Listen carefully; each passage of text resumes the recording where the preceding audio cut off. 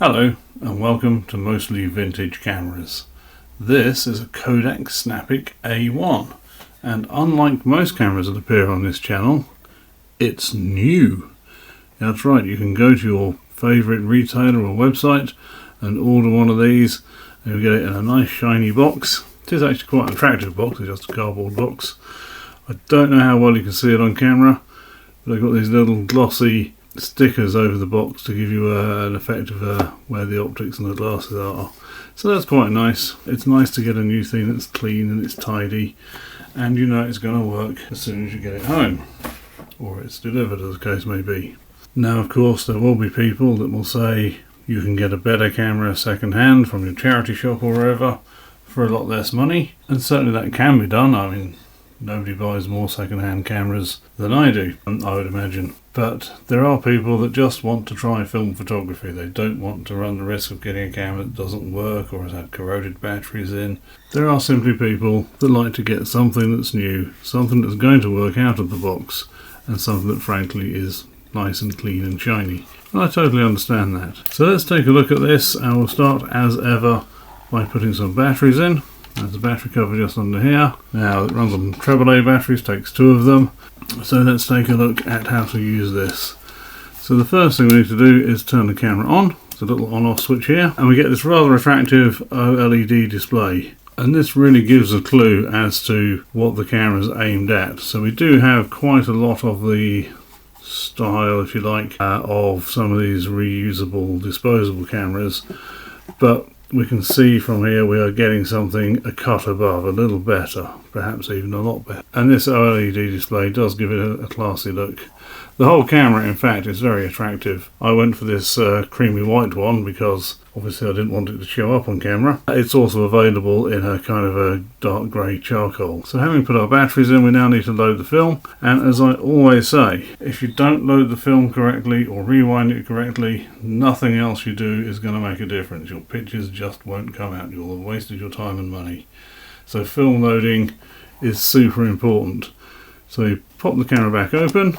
It doesn't spring open, we have to prise it open, and that's fine. Then we take our test film, very, very simple, goes in here, leader goes up to the yellow label in there, not beyond.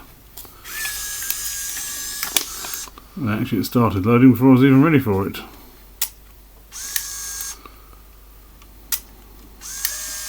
That went a bit mad, but we're looking to get the number 1 in the display there. But it is very, very simple to load, and you can probably hear it's very quiet to wind on as well. This feels, looks and sounds like a nicely made camera. So I'm quite pleased about that. As I was using it, every time I pressed the button and it wound on, I thought, crikey, that's quiet, that's nice. Now we do have some features, the most important of which is probably this lever here.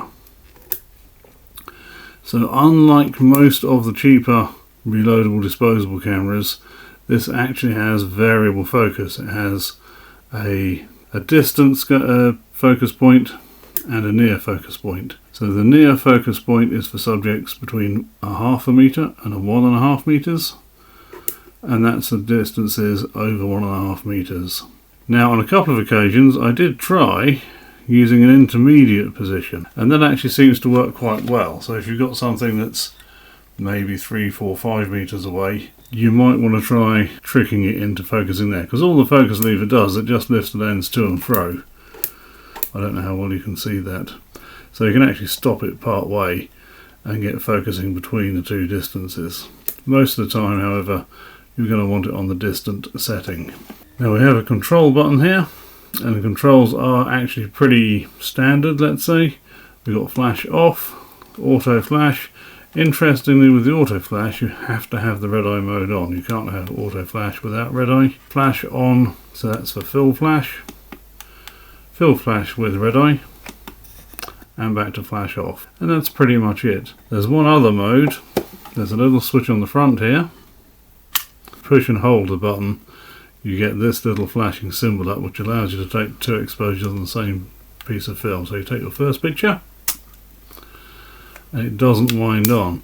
You then have to release the shutter, or recock the shutter with that lever, and take your second picture. You can only double expose two images, hence I suppose double exposure. When the camera gets to the end of the film, it will automatically rewind. If you want to rewind it before the end of the film, you can take a pencil or a pen or some pointy thing and just poke it in that little hole there, and it will rewind the film for you. So looking at the advantages and disadvantages of this, it's a very attractive camera. I did enjoy using it. I did feel it was quite a nice thing to carry around. There's nothing to worry about when you buy it. It's going to work out of the box. You don't have to worry about light leaks or corroded batteries or anything. Film loading and film rewinding are dead simple. So if you are new to film photography, you're very likely to get results from day one. The focus setting definitely elevates it above the sort of the more common, as I keep saying, reusable disposable cameras.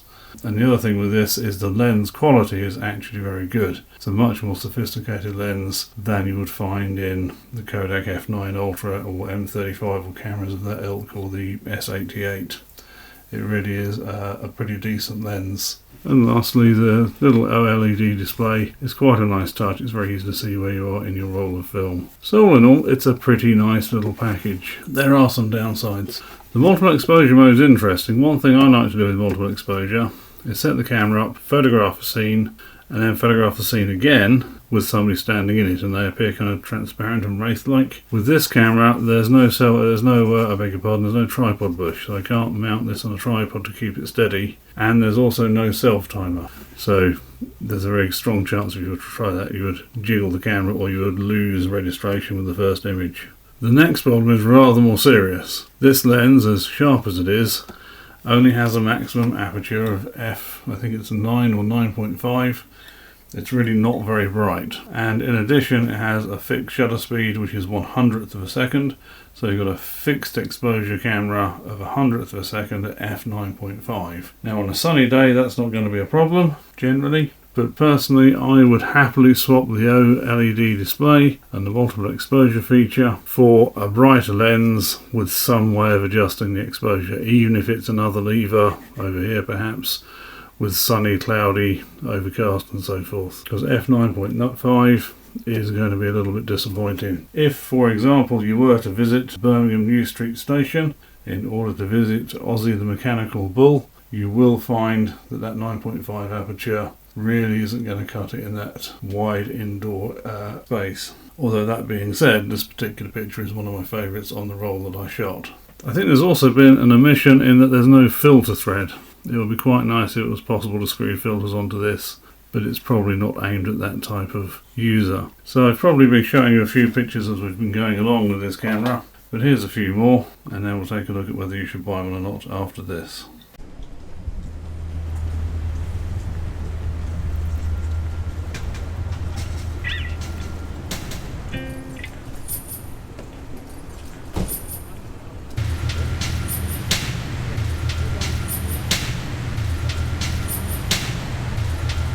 So as you saw there, the pictures are a little bit of a mixed bag. So long as it's a sunny day, it's going to be alright.